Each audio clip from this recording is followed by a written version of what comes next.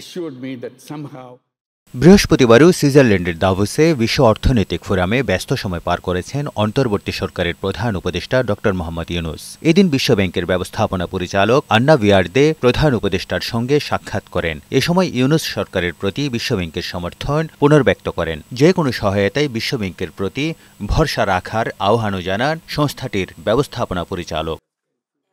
এদিকে বিশ্বের দুই বৃহত্তম বন্দর পরিচালনাকারী প্রতিষ্ঠান ডিপি ওয়ার্ল্ড ও এপি মোলার মেয়ার্স্ক বাংলাদেশে জাহাজ শিল্পে বড় আকারের বিনিয়োগ করতে আগ্রহী। সরকার প্রধানের সাথে সাক্ষাতে তারা বলেন, প্রতিষ্ঠান দুটো বঙ্গোপসাগরের উপকূলে নতুন বন্দর নির্মাণে সহায়তা এবং বাংলাদেশকে প্রধান বৈশ্বিক রপ্তানি কেন্দ্রে পরিণত করতে চায়। ডিপি ওয়ার্ল্ড জানিয়েছে যে তারা বাংলাদেশের চিটাগং পোর্টের বিশেষ করে নিউ মোরিং কন্টেনার টার্মিনালটাকে তারা অপারেট করতে চায় এবং এটাকে একটা গ্রিন টার্মিনাল হিসাবে তারা ট্রানজিশন করতে চায়। এদিন সম্মেলনের ফাঁকে ড ইউনূসের সঙ্গে কথা বলে বার্তা সংস্থা রয়টার্স। এ সময় তিনি বলেন, শেখ হাসিনা তার উন্নয়নের গল্প বলে গেছেন। পলাতক সাবেক প্রধানমন্ত্রী বলতেন, বাংলাদেশে উচ্চ প্রবৃদ্ধি সবাইকে ছাড়িয়ে গেছে, কিন্তু ভুয়া এই তথ্য নিয়ে কেউ প্রশ্ন তোলেনি। দ্রুত সংস্কার প্রক্রিয়া শেষ করে নির্বাচন দেওয়ার কথাও জানান তিনি।